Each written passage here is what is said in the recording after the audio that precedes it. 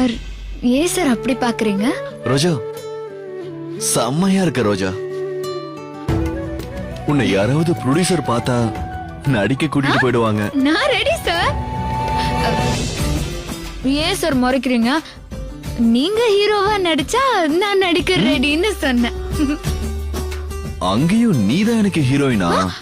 ஏன் சார் அதுக்குள்ள நான் சலிச்சு போயிட்டேனா? ஹே வைஃபி, பிறந்ததுல இருந்து நிலவ பாக்குறோம், என்னைக்காவது சலிச்சிருக்கா? வேண்டாம் சார். நீங்க அடிக்கடி என்ன புகழ்ந்து பாராட்டினீங்கன்னா அடுத்தவங்களுக்கு ஒரு மாதிரியா இருக்கும் சார்.